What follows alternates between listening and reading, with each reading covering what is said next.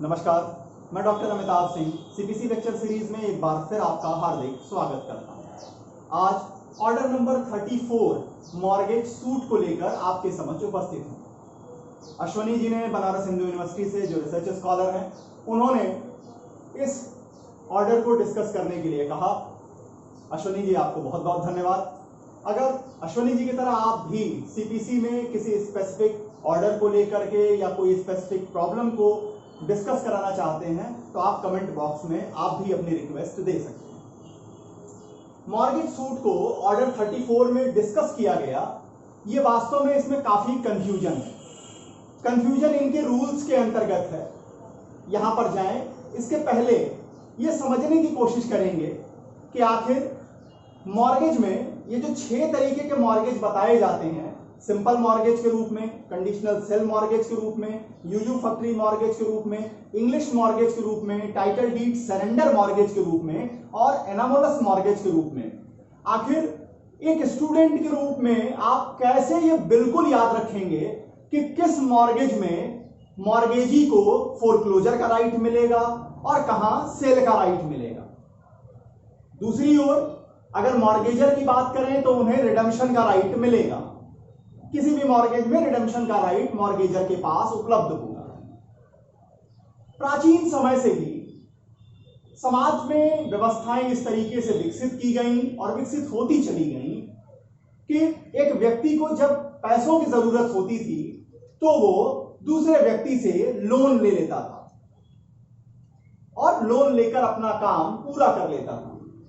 Loan लेने वाले की जिम्मेवारी होती थी कि वो लोन जिसने दिया उसको वो चुका दे।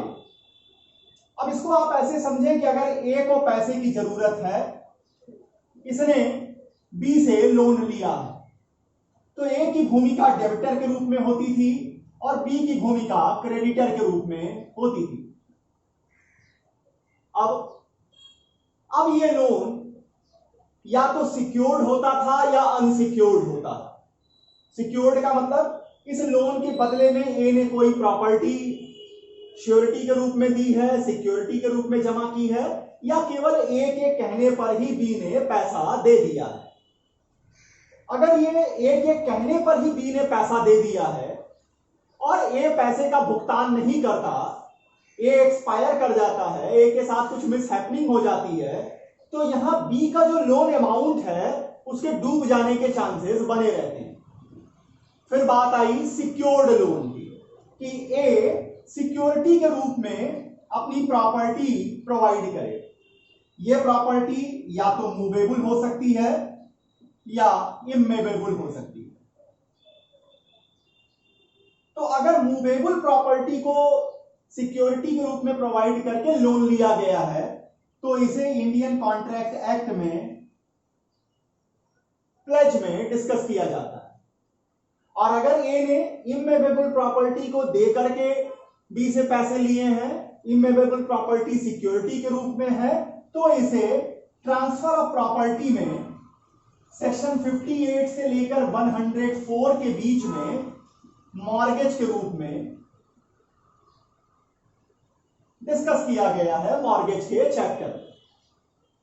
अब रोमन लॉ में भी और इंग्लिश लॉ में भी जब सिक्योरिटी देकर के भी लोन लेने की व्यवस्थाएं थी, तब भी क्रेडिटर की यह कोशिश रहती थी, क्रेडिटर अक्सर इस बात के लिए प्रयास करते रहते थे कि इस मॉर्गेज में जितना टाइम बताया गया है, 5 साल, 10 साल, 15 साल, 20 साल, जितने में डेबिटर पैसा वापस करेगा, अगर उतने में वो पैसा वापस न कर पाए तो क्रेडिटर की टेंडेंसी रहती थी उस प्रॉपर्टी का ओनर बन जाने की। और क्यों नहीं रहेगी? हर आदमी जल्दी से जल्दी रिच होना चाहता है। यह ह्यूमन साइकोलॉजी का सबसे बेसिक टेनेट है। और इसके कारण डेबिटर के साथ हमेशा इनजस्टिस होती थी। क्यों? क्योंकि डेबिटर ने प्रॉपर्टी बेचने के इंटेंशन से नहीं ये ट्रांजैक्शन किया था। उसका इंटेंशन ये था कि उसको लोन की जरूरत है और वो अपनी प्रॉपर्टी आपके पास सिक्योरिटी के रूप में दे रहा है। लेकिन हमेशा देने वाले की यह टेंडेंसी रही, वो ईश्वर से लगातार ये प्रार्थना करते रहे कि हे प्रभु ये लोन वापस न कर पाए और ये प्रॉपर्टी हमारी हो जाए। अब इंग्लिश इक्विटी कोर्ट्स ने एक कॉन्सेप्ट डेवलप किया इस इनजस्टिस को रोकने के लिए, और वो कॉन्सेप्ट है once a mortgage always a mortgage. Once a mortgage always a mortgage. इसका मतलब इक्विटी कोर्ट्स का यह कहना है कि मॉर्गेज नाम के ट्रांजैक्शन में अगर टाइम पीरियड बीत भी गया, जितना टाइम पीरियड उस मॉर्गेज डीड में बताया गया है पैसे को लौटाने के लिए, वो टाइम पीरियड बीत गया, तो भी मॉर्गेजी को जो राइट मिला हुआ है, जिसने प्रॉपर्टी सिक्योरिटी के रूप में दी है वो मॉर्गेजर है, जिसको दी है वो मॉर्गेजी है, जिस अमाउंट के लिए लोन लिया है वो मॉर्गेज मनी है, और जिस डीड में ये लिखा हुआ है इसे मॉर्गेज डीड कहते हैं। मॉर्गेजी को मॉर्गेज के अंतर्गत दो राइट मिलते हैं, एक राइट फोरक्लोजर का होता है और दूसरा राइट प्रॉपर्टी को सेल कराने का होता है। और इन दोनों राइट्स में इक्विटी कोर्ट्स का यह कहना है कि हमें कोर्ट ऑफ इक्विटी के रूप में, और अगर भारत की बात करें तो भारत में ऑर्डर 34 के जरिए सिविल कोर्ट्स ने भी इस तरीके से अपने सिस्टम को डेवलप किया है, सीपीसी में ऑर्डर 34 को इस तरह से ड्राफ्ट किया गया है कि कोर्ट ऑफ लॉ सिर्फ जजमेंट न दें, कोर्ट ऑफ लॉ वो जस्टिस प्रोवाइड करें। क्या जस्टिस? अगर आप मॉर्गेज के केस को देखिए तो मॉर्गेज में दो राइवलरी इंटरेस्ट होते हैं। मॉर्गेज के केस में दो राइवलरी इंटरेस्ट चल रहे होते हैं। कौन कौन से? मॉर्गेजर का इंटरेस्ट होता है प्रॉपर्टी को रिडम्पशन करने का, वर्सेस मॉर्गेजी का इंटरेस्ट होता है सेल कराने का या फोरक्लोजर कराने का। अब इक्विटी कोर्ट्स का कहना है कि कोर्ट की यह जिम्मेदारी होगी कि वो मॉर्गेजर को लास्ट रिसॉर्ट तक मौके दें कि वो लोन अमाउंट वापस करे और अपनी प्रॉपर्टी का पोजीशन रख ले, अपनी प्रॉपर्टी वापस रख ले। उसका अगर पोजीशन दिया गया है तो पोजीशन ले ले, पेपर दिया गया है तो पेपर उसे दे दिए जाएं। क्यों? क्योंकि इस कॉन्सेप्ट में ही छिपा हुआ है कि यहां ए का इंटेंशन सिर्फ और सिर्फ अपनी प्रॉपर्टी को सिक्योरिटी के रूप में देने का था। उसने आपको प्रॉपर्टी सेल नहीं की है, इसलिए सिर्फ टाइम पीरियड बीत गया है या आपने डीड में कुछ ऐसी शर्तें लगा दी हैं कि इसके बाद एब्सोल्यूट मान लिया जाएगा जो सेल हुआ है।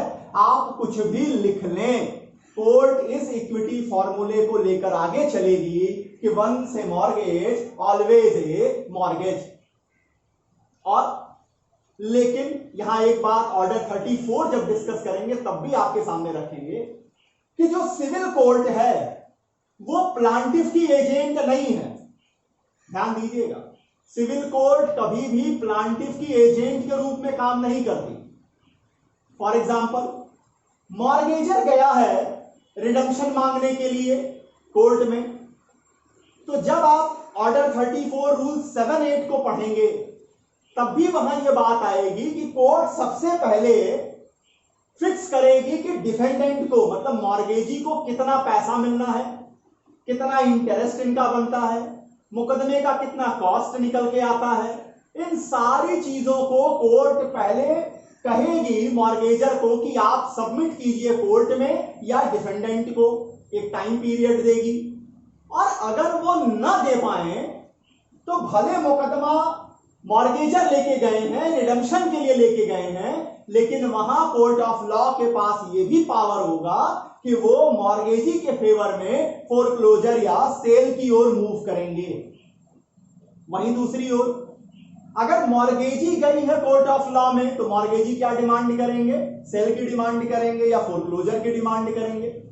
इन दोनों सिचुएशंस में कोर्ट सबसे पहले मौका देगी, वहां पर मॉर्गेजर डिफेंडेंट हो जाएंगे, उनको मौका देगी, टाइम देगी कि आप इतने दिन के अंदर लोन का अमाउंट सबमिट कर दें और अपनी प्रॉपर्टी वापस ले लें। मान लीजिए वो दे देते हैं तो प्रॉपर्टी उनको वापस मिल जाएगी, नहीं दे पाते हैं तो फोरक्लोजर का ऑर्डर कोर्ट इशू करेगी। फोरक्लोजर के केस में कोर्ट सेल का भी ऑर्डर इशू कर सकती है। सेल अगर कर दिया गया, ऑक्शन हो गई प्रॉपर्टी की, उसके बाद भी जब तक कि ये सेल फाइनलाइज नहीं हो जाती तब तक यहां पर मॉर्गेजर को फिर एक लास्ट रिसॉर्ट का चांस मिलेगा कि जितने में प्रॉपर्टी सोल्ड हुई वो पैसा और उसके ऊपर 5% एक्स्ट्रा जो कि परचेजर को दे दिया जाएगा, इतना अगर कोर्ट में सबमिट कर देते हैं या दूसरी पार्टी को दे देते हैं तो वहां कोर्ट फिर भी इस सब सेल होने के बाद भी मॉर्गेजर की प्रॉपर्टी मॉर्गेजर को वापस दिलाएगी। इतना सारा बनाने के पीछे इंटेंशन क्या है? इंटेंशन है मॉर्गेजर के प्रॉपर्टी के इंटरेस्ट को प्रोटेक्ट करना, कि केवल एक नीड के कारण, एक नेसेसिटी के कारण, किसी जरूरत के कारण उस आदमी को जो लोन की जरूरत पड़ी तो ये लोन उसके गले की हड्डी न बन जाए, उसके गले की फांस न बन जाए कि 10 लाख 15 लाख के चक्कर में 50 लाख की प्रॉपर्टी से वो बंदा हाथ धो ले। क्यों? क्योंकि जितना प्रॉपर्टी की वैल्यू होगी उसके 60-70% से ऊपर लोन कोई देता नहीं। तो इस कारण से कोर्ट हमेशा इस दिशा में काम करती हैं और सीपीसी के ऑर्डर 34 का फ्रेमवर्क भी इसी तरह से बनाया गया है। पहले देखते हैं कि आखिर वो कौन कौन से मॉर्गेज में, प्लांटिफ के पास तो, मॉर्गेजर के पास तो एक ही राइट है रिडम्पशन का, मॉर्गेजी को 2 डिफरेंट राइट मिल रहे हैं, फोरक्लोजर का या सेल का। तो कब फोरक्लोजर मिलेगा, कब सेल का राइट मिलेगा, क्या इसको पकड़ने का कोई एक इजी फॉर्मूला है? तो वो फॉर्मूला है, अगर हम ट्रांसफर ऑफ प्रॉपर्टी को देखें तो मॉर्गेज के जब टाइप्स को देखते हैं तो वहां पोजीशन क्लियर हो जाती है। सबसे पहला जो मॉर्गेज डील होता है वो होता है सिंपल मॉर्गेज। सिंपल मॉर्गेज में क्या है? पोजीशन जो है, position of mortgage property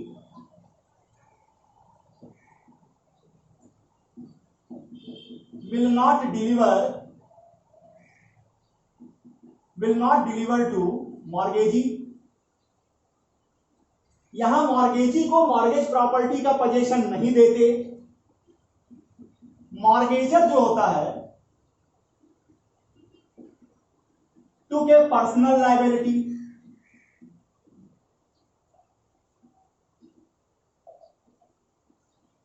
to repay the loan. अब यहां पर एक फॉर्मूला आपके सामने दे देता हूं जिससे आप कहीं भी लगा के देख सकते हैं कि फोरक्लोजर मिलेगा या सेल मिलेगा। ध्यान दीजिएगा, उन सारे मामलों में जहां पर मॉर्गेज प्रॉपर्टी का पोजीशन मॉर्गेजी को दिया जाएगा, जहां पर मॉर्गेज प्रॉपर्टी का पोजीशन मॉर्गेजी को दे दिया जाएगा, वहां जनरली मॉर्गेजी को फोरक्लोजर का राइट देगा सेक्शन 67 टीपीए। फोरक्लोजर क्या है?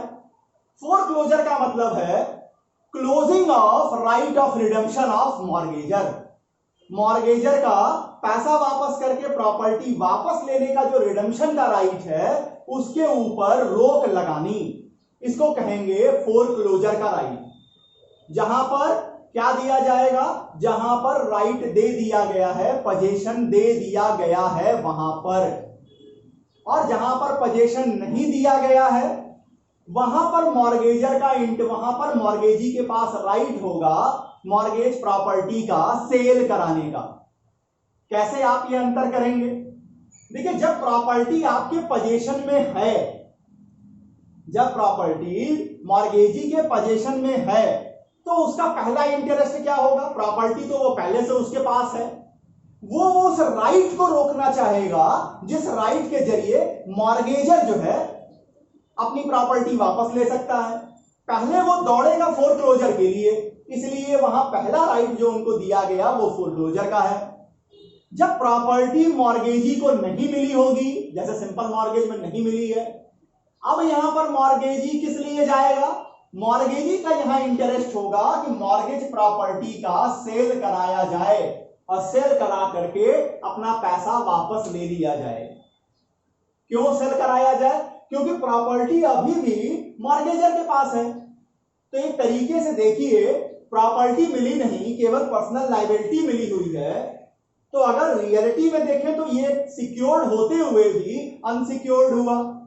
तो इस कारण से यहां मॉर्गेजी का जो इंटरेस्ट है वो इस बात के लिए होगी, रेमेडी इस बात की मिलेगी कि वो सेल के लिए जाना चाहेंगे प्रॉपर्टी के, सिंपल मॉर्गेज में। अब सेकंड मॉर्गेज आता है कंडीशनल सेल मॉर्गेज।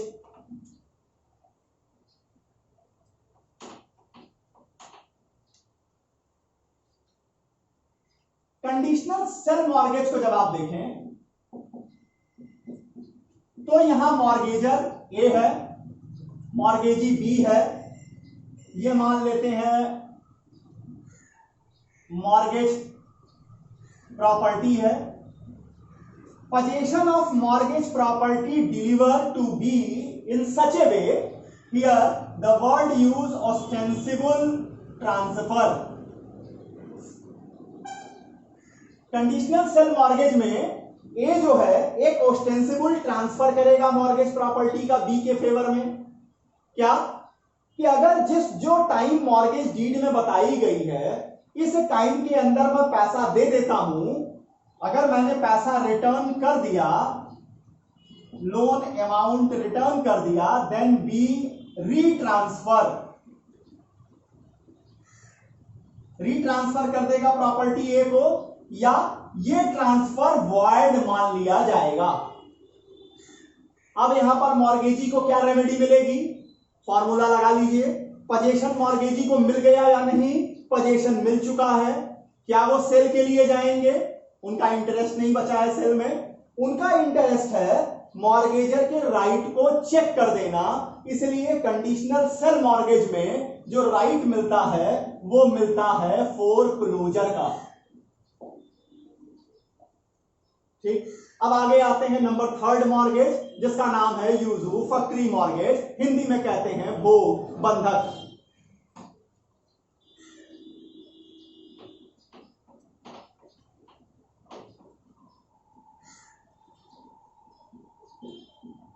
यूजुफैक्टरी मॉर्गेज में क्या है समझिए। मॉर्गेज प्रॉपर्टी, यहां पर मॉर्गेज प्रॉपर्टी दे दी जाती है, पोजीशन दे दिया जाता है मॉर्गेजी को। ए मॉर्गेजर कोई पर्सनल लायबिलिटी नहीं लेता, मॉर्गेजी की जिम्मेदारी है कि वो अपना लोन भी इससे चुकाए, अपना इंटरेस्ट भी इससे चुकाए, और जब ये पूरा हो जाए, जब जितना उन्होंने लोन दिया, जितना इंटरेस्ट उनका बना, ये सब कुछ इस पोजीशन से मिलने वाले फायदे से पूरा हो जाए, एडजुडिकेट हो जाए, कंपनसेट हो जाए, तो ये प्रॉपर्टी वापस आ जाएगी मॉर्गेजर के पास। इसका मतलब यहां पर मॉर्गेजी को कोई राइट मिलेगा? आंसर है जनरली यूजुफैक्टरी मॉर्गेज में मॉर्गेजी के पास कोई राइट नहीं मिलेगा, फोरक्लोजर का भी नहीं मिलेगा और सेल कराने का भी नहीं मिलेगा। क्यों नहीं मिलेगा? प्रश्न ये उठता है, क्यों नहीं मिलेगा? भाई यहां पर टाइम पीरियड फिक्स नहीं होता।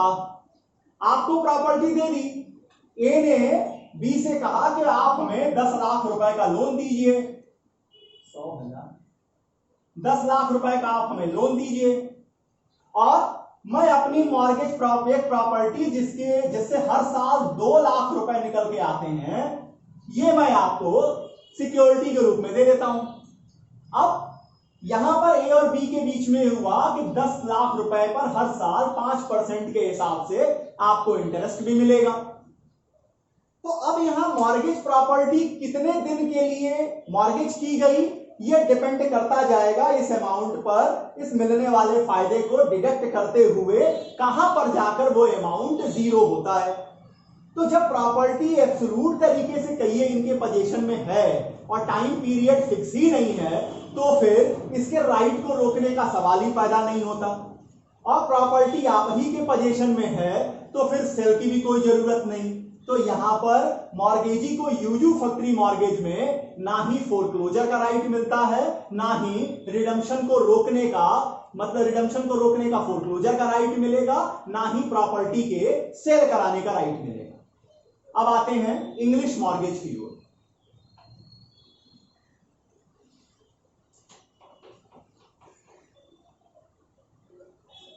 अब इंग्लिश मॉर्गेज में क्या है? क्या कुछ अंग्रेजी में लिखा जाएगा? नहीं। इंग्लिश मॉर्गेज को ज्यादातर ये इंग्लैंड में यूज किए जाते थे। यहां पर वर्ड जो यूज किया गया है वो किया गया है एब्सोल्यूट ट्रांसफर। क्या चीज का ट्रांसफर? मॉर्गेज प्रॉपर्टी का।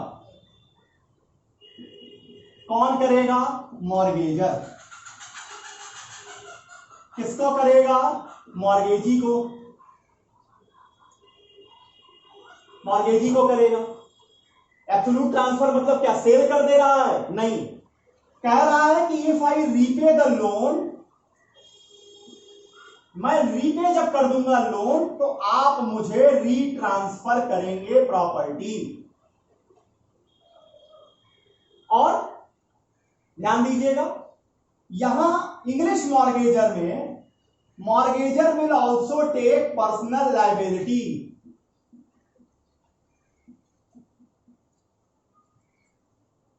Personal liability to repay the loan.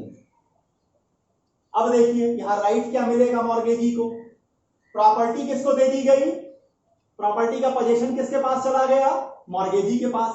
तो जब पोजीशन चला गया मॉर्गेजी के पास तो क्या वो जनरली सेल के लिए जाएगा? नहीं जाएगा। किसके लिए जाएगा? जाएगा वो फोरक्लोजर के लिए। यहां पर जो राइट होगा वो जाएगा फोरक्लोजर के लिए। फोरक्लोजर का राइट इसके पहले कहां मिला? इसके पहले मिला कंडीशनल सेल मॉर्गेज में। एक बात और यहां आपको क्लियर कर दें, चाहे मॉर्गेज में आपने एब्सोल्यूट ट्रांसफर वर्ड का यूज किया इंग्लिश मॉर्गेज के दौरान, या कंडीशनल सेल मॉर्गेज में आपने ओस्टेंसिबल ट्रांसफर वर्ड का यूज किया, आप वर्ड चाहे जो इस्तेमाल कर लीजिए, यहां मीनिंग एक ही निकल के आएगी कि मॉर्गेजर ने ये प्रॉपर्टी एज ए सिक्योरिटी दी है। ऐसा मत मानिएगा कि इंग्लिश मॉर्गेज में बी के पास, मॉर्गेजी के पास फुल फ्लेज ओनरशिप मिल गई और वो जो चाहे वो कर सकते हैं, ऐसा नहीं है। इसके बाद आते हैं टाइटल डीड सरेंडर मॉर्गेज।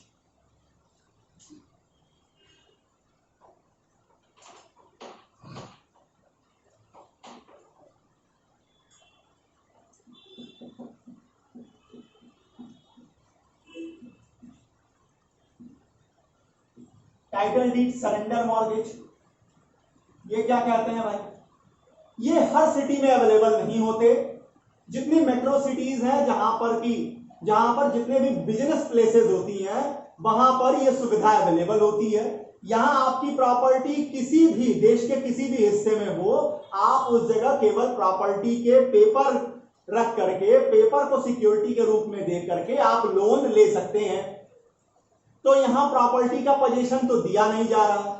इसको और इजी बनाने के लिए यह भी कहा गया कि टाइटल डीड सरेंडर मॉर्गेज का रजिस्ट्रेशन को भी जरूरी नहीं है, चाहे मॉर्गेज की कितनी भी वैल्यू क्यों ना हो। सिंपल मॉर्गेज में हमेशा जरूरी है चाहे मॉर्गेज की वैल्यू 1 रुपए ही क्यों ना हो, मॉर्गेज प्रॉपर्टी की वैल्यू 1 रुपए ही क्यों ना हो। टाइटल डीड सरेंडर में कभी रजिस्ट्रेशन की जरूरत नहीं है। अब बात उठेगी कि आखिर यहां केवल पेपर दिए जा रहे हैं तो मॉर्गेजी को क्या राइट मिलेगा? पोजीशन मिल नहीं रहा है तो मॉर्गेजी किस लिए जाना चाहेंगे? मॉर्गेजी को जो राइट मिलेगा, मॉर्गेजी जाना चाहेंगे सेल के लिए, sale of the mortgage property के लिए। छठवां जो लास्ट मॉर्गेज होगा वो कहते हैं एनामोलस मॉर्गेज, जो सिंपल नहीं है, जो कंडीशनल सेल नहीं है, जो यूजुफैक्टरी मॉर्गेज नहीं है, जो इंग्लिश नहीं है, जो टाइटल डीड सरेंडर नहीं है, वो एनामोलस होगा। मतलब मिक्सचर होगा दो मॉर्गेजेस का। और वहां भी राइट को चुनते समय आपको ये हमेशा दिमाग में देखना होगा, क्या पोजीशन मॉर्गेजी को मिल रहा है? अगर पोजीशन मॉर्गेजी के पास है तो मॉर्गेजी जनरली फोरक्लोजर के लिए जाएंगे, और अगर पोजीशन मॉर्गेजी को नहीं दिया गया है मॉर्गेज प्रॉपर्टी का, तब वो जाएंगे sale of the mortgage property के लिए। अब आते हैं ऑर्डर 34। जब आप ऑर्डर 34 का स्ट्रक्चर देखेंगे तो पूरे ऑर्डर 34 में बार बार एक ही शब्द इस्तेमाल किया जा रहा है कि in a suit filed by the mortgagor for redemption of property, the court will issue preliminary degree. In case of sale of mortgage property, the suit filed by the mortgagee, the court will issue preliminary degree. Or in case of foreclosure by the mortgagee, the court will issue preliminary degree. अब पहला प्रश्न तो दिमाग में student के रूप में यही आके खड़ा हो जाता है कि भाई साहब विवाद है, कोर्ट ने सुन लिया, डिग्री दे दी, अब ये प्रिलिमिनरी फाइनल से क्या मतलब है? तो देखिए सीपीसी में 9 ऐसी सिचुएशंस आती हैं, 9 ऐसी सिचुएशंस हैं जहां पर कोर्ट सबसे पहले कोर्ट जो है वो प्रिलिमिनरी डिग्री इशू करती है। मामले को समझने के बाद, चीजों को देखने के बाद उसके एक पहला प्रिलिमिनरी डिग्री दी जाती है। अब प्रिलिमिनरी डिग्री देने के बाद कोर्ट को कुछ चीजें और करनी होती हैं, जिन चीजों को करने के लिए कोर्ट को टाइम लगता है, कोर्ट को भी समय चाहिए, तो वहां पर हर इन 9 मामलों में प्रिलिमिनरी डिग्री इशू की जाती है। अब कौन से वो 9 मामले हैं जहां पर प्रिलिमिनरी डिग्री इशू की जाती है? देखिए इसमें से 6 मामले आपको बताए गए ऑर्डर 20 में और 3 मामले ऑर्डर 34 में मॉर्गेज सूट के ऑर्डर में बताए गए। कौन कौन से? पहला है ऑर्डर 20 रूल 12 में, दूसरा है ऑर्डर 20 रूल 13 में, तीसरा है ऑर्डर 20 रूल 14 में, चौथा है ऑर्डर 20 रूल 15 में, पांचवा है ऑर्डर 20 रूल 16 में, छठवां है ऑर्डर 20 रूल 18 में। अब एक एक करके आप चाहे तो आप नोट कर लें कि इसमें क्या है। अगर suit position of property plus mean profit के लिए है, वहां प्रिलिमिनरी डिग्री इशू होगी। अगर सूट ऑर्डर 20 रूल 12 कहता है, ये जजमेंट और डिग्री का ऑर्डर है, ये कहता है कि अगर सूट पोजीशन और मीन प्रॉफिट के लिए है तो वहां प्रिलिमिनरी डिग्री इशू होगी। रूल 13 कहता है अगर एडमिनिस्ट्रेशन ऑफ सूट की बात है, किसी भी प्रॉपर्टी के एडमिनिस्ट्रेशन को लेके मुकदमा है, तब वहां पर क्या होगा? वहां पर भी प्रिलिमिनरी डिग्री इशू होगी।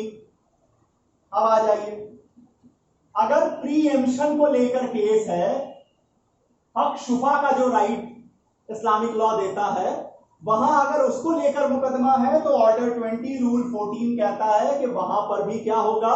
पहले प्रिलिमिनरी डिग्री इशू होगी। अब आइए, अगर ऑर्डर 15, 16 और 18 जी यहां पर कहते हैं कि अगर मान लीजिए पार्टनरशिप कोई फर्म है, इस पार्टनरशिप फर्म के डिसोल्यूशन की बात हो रही है, तो पार्टनरशिप डिसोल्यूशन का अगर मुकदमा है तो यहां ऑर्डर 20 रूल 15 कह रहा है कि प्रिलिमिनरी डिग्री इशू होगी। ऑर्डर 20 रूल 16 कहता है अगर प्रिंसिपल और एजेंट के बीच का मुकदमा है और इनके बीच में राइट ड्यूटीज, इनकी प्रॉपर्टी को सेट करना है, कितना किसको दिला जाएगा, मिलेगा नहीं मिलेगा, तो ऑर्डर 20 रूल 16 कहता है यहां भी प्रिलिमिनरी डिग्री इशू होगी। ऑर्डर 20 रूल 18 कहता है जहां पर पार्टीशन ऑफ प्रॉपर्टी की केस है, अगर प्रॉपर्टी के पार्टीशन की केस है तो ऑर्डर 20 रूल 18 कहता है कि यहां पर भी पहले प्रिलिमिनरी डिग्री इशू होगी। 6 मामले हो गए जो कि ऑर्डर 20 में बताए गए। अब बचे हुए 3 मामले जो ऑर्डर 34 में बताए गए। नोट कर लें आप, ऑर्डर 20 रूल 12 में जब पोजीशन और मीन प्रॉफिट को केस होगी, एडमिनिस्ट्रेशन का केस आएगा रूल 13 में, प्रीएम्पशन को केस आएगी रूल 14 में। 15 रूल कहेगा पार्टनरशिप डिसोल्यूशन के लिए। 16 कहेगा प्रिंसिपल और एजेंट के बीच में अगर इंटरेस्ट का डिसोल्यूशन कराना है, हिसाब किताब देखना है। रूल 18 कहता है प्रॉपर्टी के पार्टीशन का मुकदमा है, वहां पर भी कोर्ट पहले प्रिलिमिनरी डिग्री इशू करेगी। अब नेक्स्ट,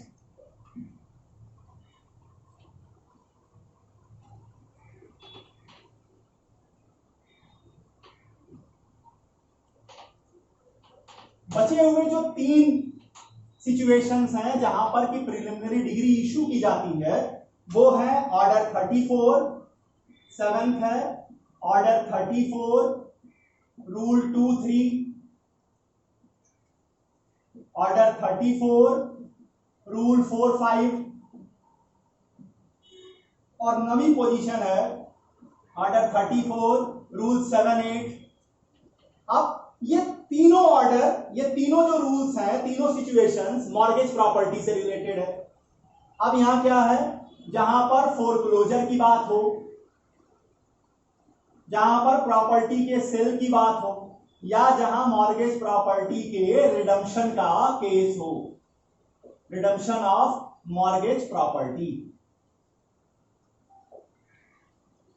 इन तीनों सिचुएशंस में उन 6 जो पहले बताए और ये 9 ऐसी सिचुएशंस हैं जहां पर कोर्ट पहले प्रिलिमिनरी डिग्री इशू करेगी।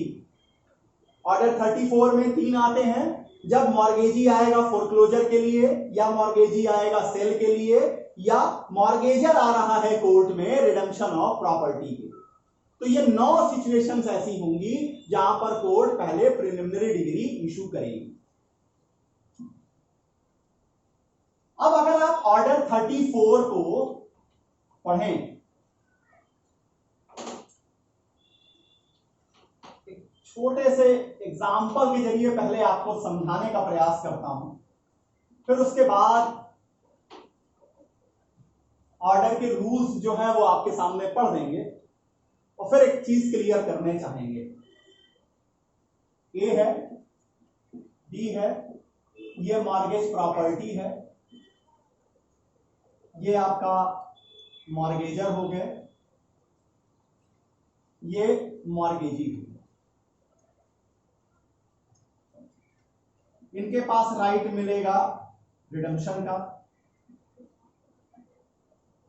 इनके पास राइट मिलेगा फोरक्लोजर का या सेल का। कहां मिलेगा आपको इतना क्लियर हो चुका। अब चाहे मुकदमा ये लेके आए प्लांटिफ के रूप में, या मुकदमा ये लेके आए प्लांटिफ के रूप में, चाहे मॉर्गेजी आए फोरक्लोजर या सेल कराने, या प्लांटिफ आए रिडम्पशन कराने के लिए, दोनों ही केस में आपको बता दिया पहले प्रिलिमिनरी डिग्री इशू होगी। प्रिलिमिनरी डिग्री क्या इशू होगी? प्रिलिमिनरी डिग्री पहले कोर्ट ये फिक्स करेगी कि कितना अमाउंट मॉर्गेजी को लोन के रूप में वापस मिलना है, कितना इस अमाउंट पर कितना इंटरेस्ट मिलना है, अगर ये मुकदमा लेके आए हैं, मॉर्गेजी लेके आया है, तो कितना उसका कॉस्ट बनता है। इन सारी चीजों को पहले कोर्ट फिक्स करेगी और इस फिक्स करने के डेट से 6 महीने का टाइम देगी।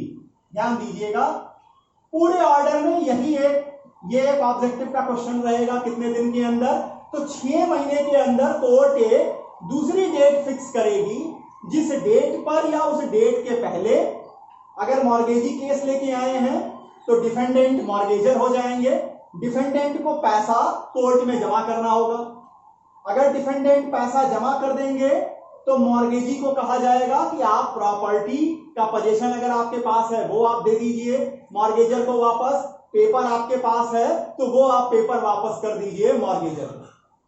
अगर इस फिक्स किए डेट्स के पहले मॉर्गेजर पैसा नहीं जमा कर पाए तब क्या होगा?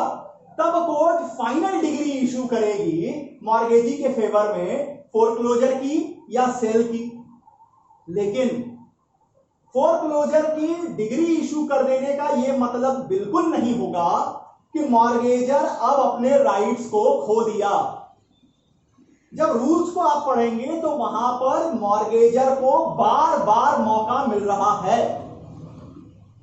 यहां पर कोर्ट इस फिक्स किए डेट को एक्सटेंड भी कर सकती है। अगर उसने फोरक्लोजर की डिग्री दे भी दी, सेल की डिग्री दे भी दी, मान लीजिए सेल हो भी गई, तो सेल के फाइनल होने के पहले तक ऑक्शन में सेल होगी, 25% इमीडिएट जमा करेगा परचेजर, 75% जमा करने के लिए अमाउंट को 30 दिन का समय देगा। उस 30 दिन में पूरा कर उसका पैसा पूरा देने और फाइनलाइजेशन ऑफ सेल होने के पहले तक अगर मॉर्गेजर पैसा जमा कर देता है, कितना, जो परचेज अमाउंट है प्लस 5% एक्स्ट्रा, 5% अगर एक्स्ट्रा वो जमा कर देता है, तो वहां फिर प्रॉपर्टी का पोजीशन मॉर्गेजर को वापस करा दिया जाएगा। ये तो बात उठी कि जब मॉर्गेजी लेकर आएगा फोरक्लोजर या सेल का। अगर रिडम्पशन का केस लेके मॉर्गेजर आया है तब क्या होगा? वहां भी कोर्ट पहले इतना काम करेगी। कोर्ट पहले मॉर्गेजर आया रिडम्पशन कराने के लिए प्लांटिफ के रूप में, रूल 7(8) में पहले कोर्ट क्या करेगी? कोर्ट पहले ये अमाउंट जरूर फिक्स करेगी, कितना लोन, कितना इंटरेस्ट, कितना कॉस्ट, कितना एक्सपेंडिचर, सारी चीजें पहले कोर्ट फिक्स करेगी और इनको फिर वही 6 महीने के अंदर ये फिक्स करके इनको डेट और टाइम देगी कि आप अगर पहले ही पैसा नहीं जमा किए हैं तो ये पैसा आप सबमिट कीजिए। अगर ये पैसा मॉर्गेजर सबमिट कर देगा तो फिर मॉर्गेजी को कहा जाएगा कि आप प्रॉपर्टी का पोजीशन वापस कीजिए, इसके कागजात वापस कर दीजिए मॉर्गेज प्रॉपर्टी के। लेकिन रूल 7(8) में कंफ्यूजन कहां खड़ा होता है? कंफ्यूजन ये खड़ा होता है कि आया है मॉर्गेजर और नीचे रूल लिखता है कि अगर प्लांटिफ मतलब मॉर्गेजर पैसा नहीं दे पाता है तो कोर्ट सेल या फोरक्लोजर के लिए जाएगी, जरूर जाएगी। उसका कारण देखिए, कोर्ट जो है, कोर्ट को बैलेंस करना है दोनों लोगों के राइट्स को। कोर्ट को किसी के साथ भी इनजस्टिस नहीं होने देनी। अगर प्लांटिफ का मॉर्गेजर का इंटरेस्ट है कि मॉर्गेज प्रॉपर्टी उसके पास रहे, तो मॉर्गेजी का भी इंटरेस्ट बनता है कि उसका लोन उसको वापस मिले, उसका जो इंटरेस्ट बनता है लेजिटिमेट तरीके से वो उसको वापस मिले। और कोर्ट को इन दोनों इंटरेस्ट के बीच में बैलेंस बनाना होगा। कोर्ट प्लांटिफ की एजेंट नहीं है कि यहां मॉर्गेजर आ गया तो हम प्रॉपर्टी उनको रिडेम्पशन करा दें और मॉर्गेजी गया तेल लेने के लिए, नहीं। कोर्ट की जिम्मेदारी बनती है और ऑर्डर 34 साफ साफ कहता है कि भले मॉर्गेजर आया है कोई बात नहीं है, यहां पर भी आप ये अमाउंट फिक्स कीजिए, 6 महीने के अंदर डेट फिक्स कीजिए। इस डेट पर अगर वो अमाउंट और सारी चीजें जमा कर देते हैं कोर्ट में, तब आप डिफेंडेंट मतलब मॉर्गेजी को कहिए कि वो प्रॉपर्टी वापस करें, उसके पेपर वापस करें।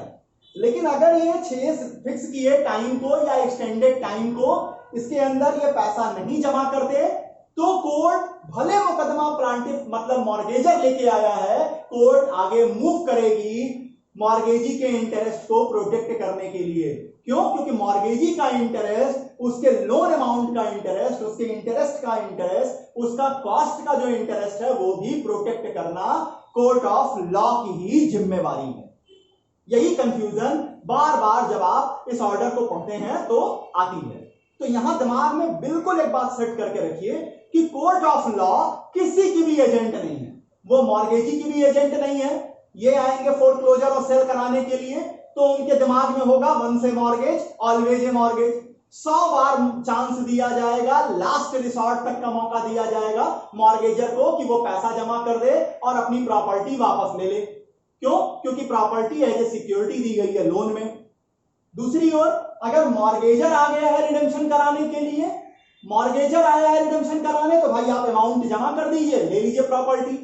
लेकिन आप केवल मुकदमा लेके आ गए हैं और आप पैसा देना नहीं चाहते, लोन आप वापस करना नहीं चाहते हैं, वहां कोर्ट आपकी मदद नहीं करेगी, बल्कि कोर्ट आपको पनिश भी करेगी और कोर्ट मूव कर जाएगी मॉर्गेजी के लिए। जनरली कोर्ट में क्या होता है, प्लांटिफ जो रेमेडी डिमांड करता है कोर्ट वहीं तक कंसीडर करते हैं। लेकिन यहां ऑर्डर 34 साफ साफ कोर्ट के ऊपर ये ड्यूटी कास्ट कर रही है कि आए हैं मॉर्गेजर रिडेम्पशन के लिए, अगर ये लोन का पैसा देने को तैयार नहीं है, भूल जाइए रिडेम्पशन, मूव करिए अब आप मॉर्गेजी के इंटरेस्ट को प्रोटेक्ट करने के लिए, सेल और फोरक्लोजर के लिए। क्यों? क्योंकि कोर्ट ऑफ लॉ को प्रोवाइड करनी होगी जस्टिस, इन दोनों लोगों के बीच में इंटरेस्ट को बैलेंस करना होगा।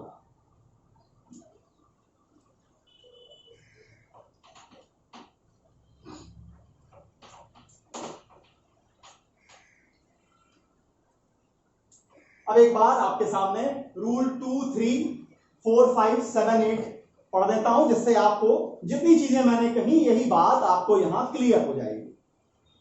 रूल 2 कहता है in a suit for foreclosure if the plaintiff succeed. Plaintiff कौन होगा फोरक्लोजर के मुकदमे के लिए? निश्चित है मॉर्गेजी आ रहा है प्लांटिव बन के। इफ प्लांटिव सक्सीड, सक्सीड करने का क्या मतलब? उन्हें साबित करना होगा कि मॉर्गेज लोन, मॉर्गेज डीड की रिक्वायरमेंट्स पूरी है, मॉर्गेज इतने अमाउंट का है और ये अमाउंट उनके फेवर में ड्यू बनता है। Succeed the court shall pass a preliminary decree, preliminary decree देगी, क्या देगी?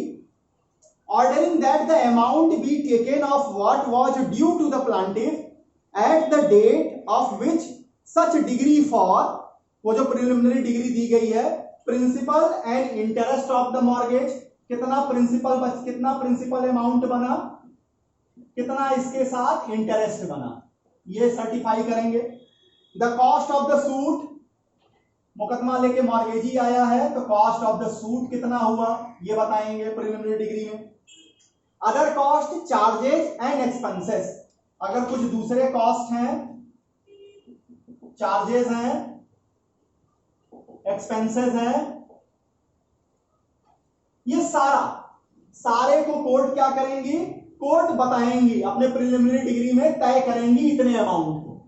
सेकंड क्या कहता है? Declaring the amount so due at that date. Due date, कब से ये पैसा ड्यू होगा, इस ड्यू डेट को बताएंगी। नेक्स्ट पढ़िए, यहीं पर कंफ्यूजन होते हैं। कहता है if the defendant pays into the court, defendant यहां कौन हुआ? Mortgagor. If the mortgagor pays into the court the amount so found or declared due on और before such date as the court may fix within 6 months from the date on which court confirms and countersign the account। कितने दिन का समय मिला? यहां कहता है ये ड्यू डेट के फिक्स होने से 6 महीने के अंदर कोर्ट एक डेट फिक्स करेंगी। इस डेट पर अगर डिफेंडेंट मतलब मॉर्गेजर अमाउंट जितना कोर्ट ने बताया प्रिंसिपल इंटरेस्ट के रूप में, कॉस्ट ऑफ सूट के रूप में, अदर कास्ट चार्जेज और एक्सपेंसेस के रूप में मॉर्गेजर अगर जमा कर देता है तो मॉर्गेजी बाउंड होगा, मॉर्गेजी को कोर्ट ऑर्डर करेगी कि आप प्रॉपर्टी वापस कीजिए, उसके पेपर आप वापस कीजिए। और अगर नहीं दे पाते तो फोरक्लोजर के लिए preliminary degree issue, preliminary degree नहीं सॉरी, फोरक्लोजर की फाइनल डिग्री इशू करने के लिए कोर्ट रूल 3 में आगे एक्सटेंड करेगी, आगे मूव करेगी। रूल 2 को जब आप पढ़ें तो यहां नीचे दिया है कि ये जो डेट कोर्ट ने फिक्स किया है अमाउंट वापस करने के लिए, प्रिंसिपल इंटरेस्ट का, कॉस्ट का, अदर कॉस्ट चार्जेस का, इसको कोर्ट एक्सटेंड भी कर सकती है। ये कोर्ट का विवेकाधिकार है, कोर्ट का डिस्क्रिशन है। क्यों?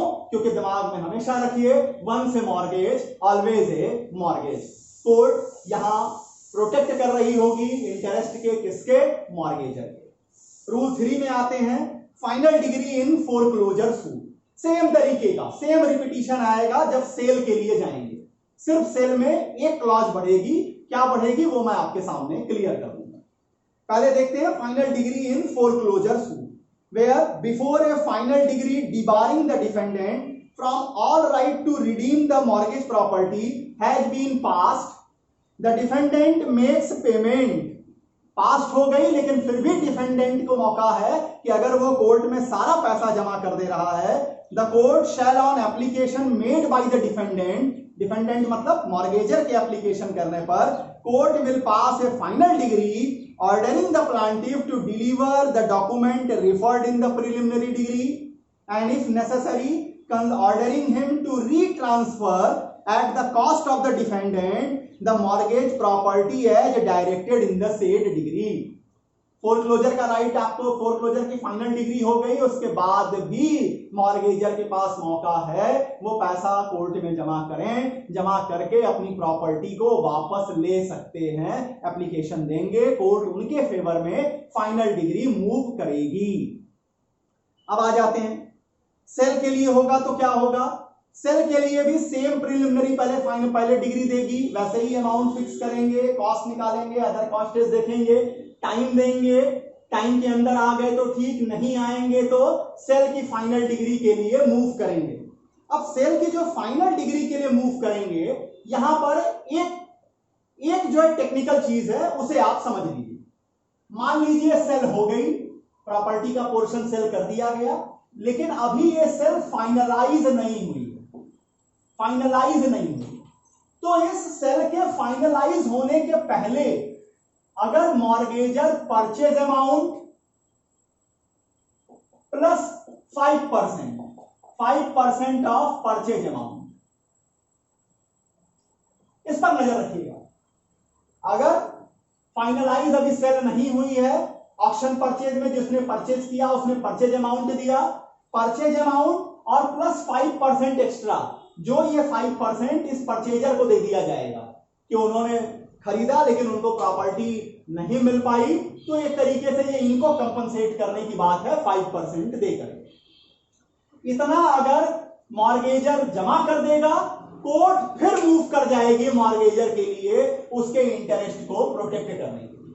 देखिए final degree in suit for sale, rule 4 इसलिए नहीं पढ़ा क्योंकि बिल्कुल कार्बन जीरोक्स कॉपी है जब आप रूल 2 पढ़ते हैं।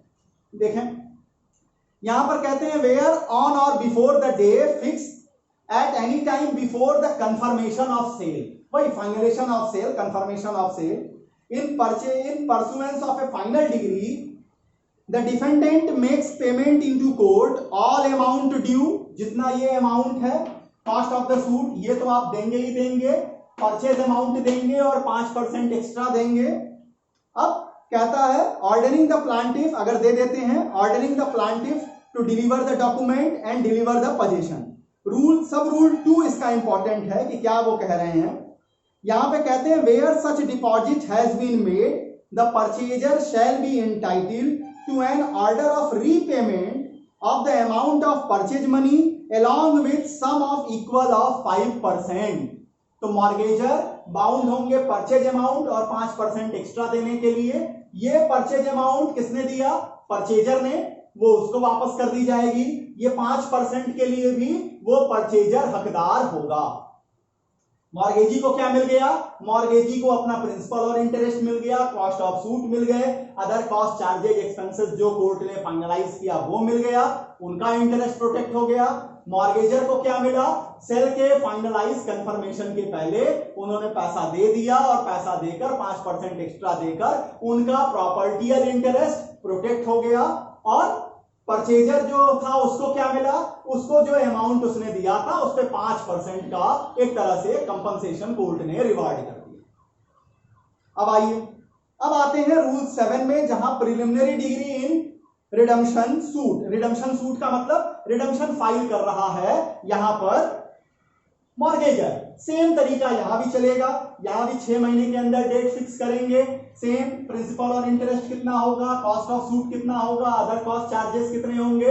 अगर प्लांटिफ जो आया है वो दे देगा तो इमीडिएट डिफेंडेंट को कह देंगे कि आप पेपर ट्रांसफर कर दीजिए, आप जो है इनके पोजीशन दे दीजिए प्रॉपर्टी का। अगर नहीं देता तो कोर्ट आगे मूव कर जाएगी फोरक्लोजर या सेल के लिए। क्यों? क्योंकि आप आए हैं, स्वागत है, लेकिन हमें जस्टिस देनी होगी दोनों पार्टीज के इंटरेस्ट को देख करके। वहां अगर मान लीजिए गए हैं प्लांटिफ रिडम्पशन कराने के लिए, ऑर्डर हो जाता है फोरक्लोजर या सेल का, अब वहां क्या होगा? वहां भी सेम रूल लगेगा। प्रॉपर्टी अगर सेल हो गई है फिर भी मॉर्गेजर के पास पावर होगा कि वो उस प्रॉपर्टी के सेल के फाइनल कंफर्मेशन के पहले परचेज अमाउंट 5% और जो ड्यू कोर्ट कह रही है उतना जमा कर दें, अपनी प्रॉपर्टी वापस ले लें। सेम चीजें 2-3 में है, 4-5 में है और 7-8 में है। इसके बाद इस ऑर्डर में जो पढ़ने का जो सब्जेक्ट आ रहा है, वो जो इंपॉर्टेंट जो है वो है एप्लीकेशन ऑफ प्रोसीड्स का। कि मान लीजिए अगर सेल हो जाता है तो उस सेल की अमाउंट से क्या क्या किसको दिया जाएगा, कैसे वो अमाउंट जो कोर्ट के सामने प्रॉपर्टीज मान लेते हैं कि सेल हो जाती है, सेल कंफर्म हो जाती है, तो उस अमाउंट में से क्या क्या घटाया जाएगा, कैसे कैसे डिलीवर किया जाएगा, ये एक इंपॉर्टेंट है जिसे रूल 13 में बताया गया है।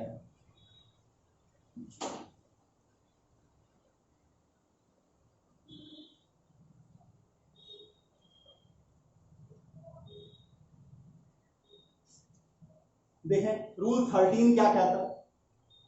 रूल 13 कहता है शैल प्रोसीड्स सच प्रोसीड्स मतलब proceed of sale shall be brought into court and applies number 1 in payment of all expenses incident to the sale of the proper sale और properly incurred in any attempted cell.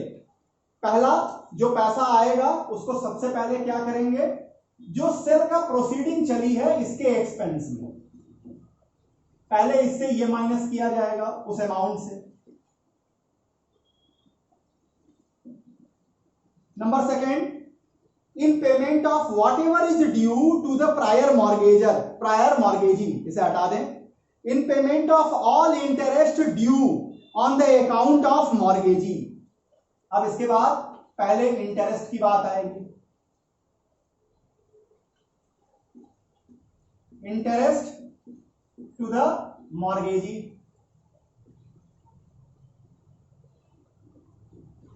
इसके बाद fourthly in the payment of principal money, फिर क्या देंगे, फिर आएगी बात principal money की, मतलब कोर्ट पहले क्या दिला रही है, पहले इंटरेस्ट दिला रही है, फिर आएगी प्रिंसिपल मनी। इसके बाद कहते हैं अब अगर कोई रेसिड्यू बचा, इसके बाद अगर कोई चीज रिमेन बची तो वो किसको दे दी जाएगी, निश्चित है मॉर्गेजर का राइट बनता है या जो भी लोग मॉर्गेजर की ओर से यहां कोर्ट में खड़े हैं उनके इंटरेस्ट के हिसाब से, उनके शेयर के हिसाब से ये जो रिमेनिंग अमाउंट बचा वो कोर्ट डिलीवर करेगी। इतनी बातें ऑर्डर 34 मॉर्गेज सूट में मैंने आपके सामने रखी। उम्मीद करता हूं कि इस मॉर्गेज सूट से रिलेटेड हर कंफ्यूजन आपका क्लियर हो गया हो। सीपीसी लेक्चर सीरीज में अगला लेक्चर अपील को लेकर है, जिसके लिए शेफाली शर्मा जी ने रिक्वेस्ट की थी, उन्होंने ये कहा कि ऑर्डर 41 को डिस्कस किया जाए, तो अगला लेक्चर ऑर्डर 41 को लेकर है। तब तक के लिए आपका बहुत बहुत धन्यवाद। नमस्कार।